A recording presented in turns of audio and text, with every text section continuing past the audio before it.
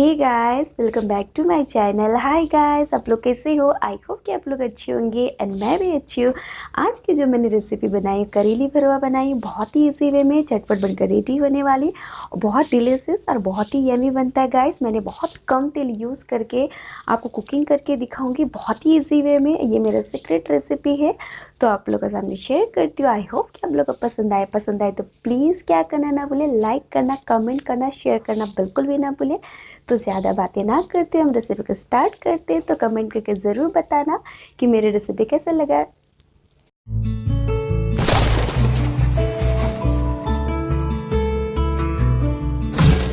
Guys, आप देख सकते हो मैंने 4 करेले लिए हूँ और उसको मैंने अच्छे से इसका छिलका को हटाकर, और आप देख सकते हो मैंने बीच में से इसको चीरा लगा दी हूँ ताकि इसके जितने भी अंदर का बीज था उसको आपको सबको निकालना है। बहुत सारे लोग बीज को भी यूज़ करते हैं, लेकिन मैं बीज को यूज़ नहीं करूँगी। इसका बाहर का जो छिलका है उसको सिर्फ मैं यूज़ करूँगी। तो आप देख सकते हो मैंने अच्छी तरह से इसको वॉश कर ली थी। तो आप देख सकते हो इस तरह से आपको सारा अंदर से साफ़ करना है। तो देख सकते जो मैंने छिलका छिल के रखा था उसको मैंने एक प्लेट में रख दी। इसको भी मैं यूज़ करूँगी मसाला में। तो देख सकते हो मैंने काफ़ी सारा टमाटर चॉप करके रखी हूँ, छोटे छोटे रफली चॉप की हूँ, आप देख सकते हो। और काफ़ी सारा मैंने प्याज चॉप करके रखी हूँ क्योंकि प्याज मसाला में ज़रूरी है। तो आप देख सकते हो मैंने बिल्कुल छोटे छोटे चॉप की हूँ, आप अपने अकॉर्डिंग कर सकते हो। मैंने थोड़ी सी लहसुन को भी चॉप करके रखी हूँ, इससे काफ़ी अच्छी फ्लेवर आती है, खुशबू भी आती है। तो मैंने कढ़ाई में पानी डाल दिया था और करेली को मैं पहले बॉईल करूँगी, उसमें साथ में नमक डालूँगी।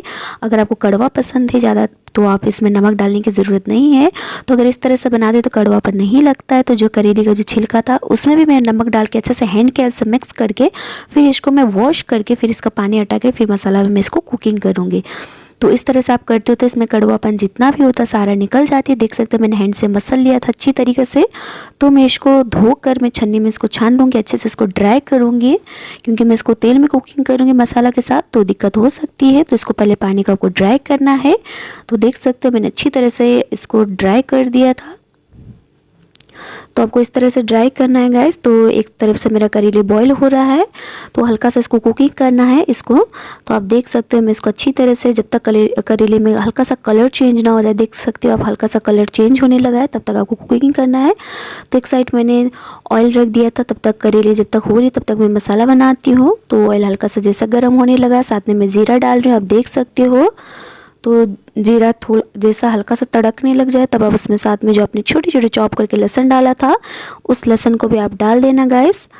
तो इस तरह से आपको कुकिंग करना, जैसा हल्का सा लहसुन 1 से 2 मिनट हो जाए तब अब साथ में प्याज को भी मैं डाल रही हूँ, जो मैंने काफ़ी सारा प्याज को चॉप करके रखा था क्योंकि इसको मसाला बनाना है स्टफिंग करने के लिए। तो आपको इसको अच्छी तरह से इसको तब तक कुकिंग करना है जब तक इसमें हल्का सा ब्राउन कलर चेंज ना हो जाए प्याज का, तब तक आपको अच्छे से इसको कुकिंग करना है।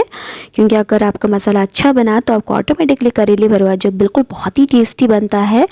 तो गैस इस तरह से आपको बनाना। अगर इस रेसिपी आप बनाते हो तो आप चावल के साथ, पराठे के साथ, अगर आपको खाना खाने का मन नहीं कर रहा है तो अगर इस तरह से बना दे तो बहुत ही आपको मतलब खाने का अच्छा इच्छा करता है खाना। तो आप देख सकते हो मैं इसमें मैंने जो उसका छिलका धोकर रखा था अच्छी तरीके से, इसको मैं प्याज के साथ कुकिंग कर लूँगी क्योंकि प्याज और ऑयल के साथ थोड़ी सी इसको फ्राई करूँगी तो इसमें जो कड़वापन है वो हट जाएगी। तो आपको इस तरह से करना है। टमाटर का डालने से पहले ही आपको इसको कुकिंग करना है। इसका जो भी छिलका था मैंने इसको धो कर रखा था, तो इस तरह से कुकिंग करना। बहुत सारे उसके अंदर के जो बीज होते हैं उससे भी यूज़ करते हैं, लेकिन मैं इससे नहीं डाल रही हूँ, डाल सकते हो, ऑप्शनल है।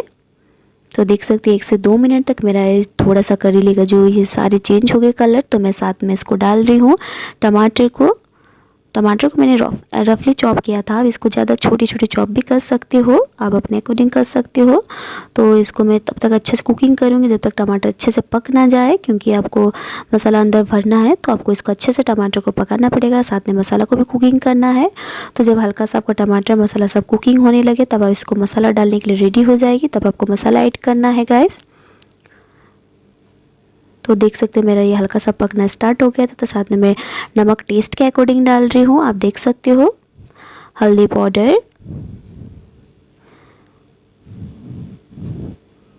धनिया पाउडर मैं थोड़ा सा ज़्यादा डालूँगी क्योंकि इसमें मैं मसाला बना रही हूँ।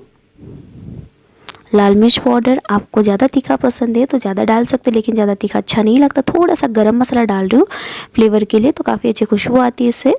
तो मसाला को तब तक आपको कुकिंग करना है जब तक मसाला अच्छी तरीके से पक ना जाए, क्योंकि ये तो अगर मसाला नहीं अच्छे से पकेगी तो आपको करेले का जो टेस्ट है बिल्कुल बेकार सा लगने लगेगा। तो आपको मसाला मेन है, आपका मसाला अच्छे से बन गई तो आपको करेली वगैरह बिल्कुल बहुत ही यमी है, बहुत ही डिलीशियस बनती है।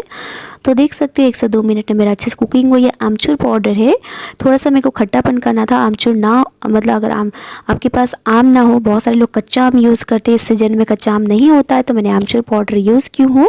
अगर आपको खट्टा ना पसंद है तो आमचूर पाउडर ना भी डालोगे तो भी टमाटर से अच्छी खट्टापन आ जाती है। तो देख सकते हो मेरा टमाटर, प्याज, मसाला जितनी भी थी अच्छी तरह से कुकिंग हो गई। फिर भी मैं इसको ढक कर कुकिंग करूँगी। तो आफ्टर देख सकते हैं 1 से 2 मिनट मैंने अच्छे से ढककर इसको लो फ्लेम में कुकिंग किया था। मेरा मसाला बनकर लगभग रेडी हो चुकी है। तो मैं थोड़ा सा इसमें जो मैंने कोरिएंडर लीव्स काफ़ी सारा काट के रखा था, इससे काफ़ी अच्छी खुशबू भी आती है। तो मैं इसमें साथ में मसाला का साथ ही इसको कुकिंग कर लूँगी। तो देख सकते हो मेरा मसाला भूनते भूनते काफ़ी टाइम हो गई है, तो अच्छी तरह से कुकिंग हो गई है। तो लगभग मसाला बन चुकी है। आपको इस मेथड से करना गाइस तो बहुत ही यमी और बहुत ही डिलीशियस बनता है, झटपट बनकर रेडी भी हो जाती है। मैं इसको तब तक ढक कर पकाऊंगी जब तक मसाला होती है। तब तक मैंने देख सकते करेला जो मेरा पक कर रेडी हो गई, बिल्कुल थोड़ा डिफरेंट।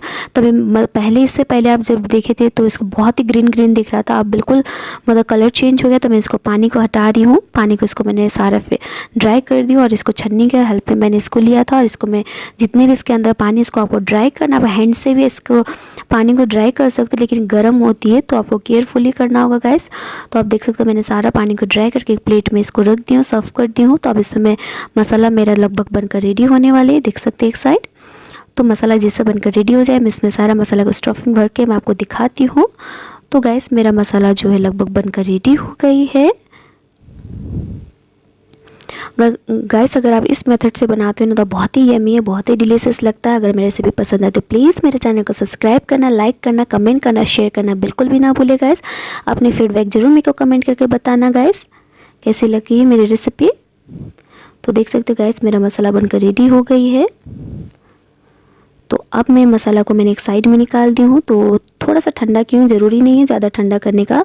तो मैं इसमें जो करेले मैंने बॉईल करके रखा था उसमें सारा मसाला मैं स्पून के हेल्प से इसके अंदर स्टफिंग कर लूँगी अच्छी तरीके से। ज़्यादा आपको भर भर के नहीं डालना है। बहुत सारे लोग इसको रस्सी से या धागा से इसको बांधते हैं, तो मैं इसको बिना मतलब धागा से बांधे ही मैं इसको कुकिंग करूँगी। आपका मसाला भी बाहर नहीं निकलेगा, बहुत ही ईजिली आप कुकिंग कर सकते। जो मतलब ऑयल ज़्यादा डाल के जैसे कि पूड़ी जैसा फ्राई करते उस तरह से अगर जो फ्राई करते उनके लिए दिक्कत हो सकता है, लेकिन मैं उस तरह से कुकिंग नहीं कर रही हूँ। तो इसमें ज़रूरी नहीं कि आप इसको मतलब धागा से बांधो। तो इसलिए आप देख सकते हैं मैं स्पून के हेल्प से आपको जितना मसाला पसंद है आप कम बेसी कर सकते हो। मैंने सारा मसाला अच्छी तरीके से स्टफिंग भर दी हूँ। तो देख सकते हो बहुत ही ईजिली हो जाती है गाइस, तो इसमें टेंशन लेने वाली कोई बात नहीं है। तो देख सकते हो बहुत ही अच्छे दिख रहा है, देखने में ऐसा लग रहा है कुकिंग हो चुकी है, लेकिन अभी नहीं हुआ है। तो थोड़ी सी मसाला बच गया, मैं इसको गार्निशिंग के लिए करूँगी ताकि ये मसाला ऑलरेडी बहुत ही अच्छा टेस्ट है। तो ऊपर से भी मसाला रह गया, अंदर से मसाला मैंने थोड़ी सी तेल डाली हो, आप देख सकते हो। ये तेल जैसा हल्का सा ऑयल गर्म होने लगेगा, मैं एक एक पीस करके इसमें डाल दूँगी। जिस तरह आप मछली को फ्राई करते हो ना गाइस वैसे ही करना है मछली, लेकिन बहुत सारे लोग बहुत ज़्यादा ऑयल में फ्राई करते हैं, लेकिन आपको बिल्कुल थोड़ी सी ऑयल में फ्राई करना है गाइस। ये ऑयल भी ना ज़्यादा हो सकती क्योंकि बहुत ही कम तेल में आप फ्राई कर सकते हो। इसको ढक कर आपको मतलब बिल्कुल लो फ्लेम में कुकिंग करना है जब तक इसका मतलब चारों तरफ से आपको इसको कुकिंग करना है। लगभग वैसा मेरा पानी में बॉईल हो चुका है, लेकिन फिर भी आपको ऑयल में अच्छी तरह से मतलब इसको घुमा घुमा के मैं फोक के हेल्प से घुमा रही हूँ। इसको चारों तरफ घुमा घुमा के इसको मैं चारों तरफ से कुकिंग कर लूँगी ऑयल में बिल्कुल अच्छी तरीके से। देख सकते हो गाइस मतलब थोड़ा सा मेरे एक साइड से कुकिंग हो गई है। तो मैं इसी तरह से आपको स्टेप बाय स्टेप करके मैं आपको दिखा रही हूँ। तो गाइस इस तरह से करते हो तो बहुत ही अच्छा और बहुत ही यमी बनता है। आप देख सकते हो मैंने कहा था ना बहुत कम तेल में मैं इसको फ्राई कर रही हूँ। तो सी गाइस फिर से इसको मैं ढककर 5 से 6 मिनट तक लो फ्लेम में करूँगी। आफ्टर 5 मिनट के बाद आप देख सकते हो मैं किस तरह से इसको पलट रही हूँ। तो बहुत ही ईजिली मतलब एक साइड पक गई है लगभग। तो आपको इसी तरह से करना है। आपको बहुत ही ईजिली इसको मतलब इसको पलटना है, वरना आपका मसाला निकलने का ज़्यादा चांसेस होता है, वरना वैसा निकलता नहीं है। देख सकते हो अभी तक मेरा मसाला एक भी नहीं निकला है बाहर। तो आपको इसी तरह से इसको फोक के हेल्प से ही करना है, चारों तरफ से धीरे धीरे करके आपको करना है। देख सकते हो बहुत ही अच्छी तरह से एक साइड से कुकिंग हो गई है। तो सी गाइस थोड़ा सा कलर चेंज होने लगा मेरा करेले में। तो मैं इसी तरह से सारा करके दिखा दी हूँ। आपको देख सकते हैं मेरे में बहुत ही 5 से 7 मिनट तक मैंने इसको कुकिंग किया था ढककर। तो मैंने चारों तरफ से पलट पलट के अच्छी तरह से कुकिंग कर ली हूँ। तो जो मेरा मसाला बचा था मैं उसके ऊपर से गार्निशिंग कर दूँगी, क्योंकि मसाला बहुत ही अच्छा लगता है। अंदर से भी मसाला रहेगा करेला का और बाहर से भी आपको मसाला रहेगा। तो बहुत ही यमी है, बहुत ही डिलीशियस बनकर हमारी आज की करेली भरवा बनकर रेडी हो गई है। पसंद आए तो प्लीज़ मेरे चैनल को हिट करना ज़रूर, और आई होप कि आज की मेरी रेसिपी पसंद आए हो। तो thank you so much for guys, love you. तब तक के लिए बाय बाय, नेक्स्ट वीडियो में मिलते हैं। तो ये गुड फॉर हेल्थ के लिए बहुत ही अच्छा होता है। Thank you guys, love you.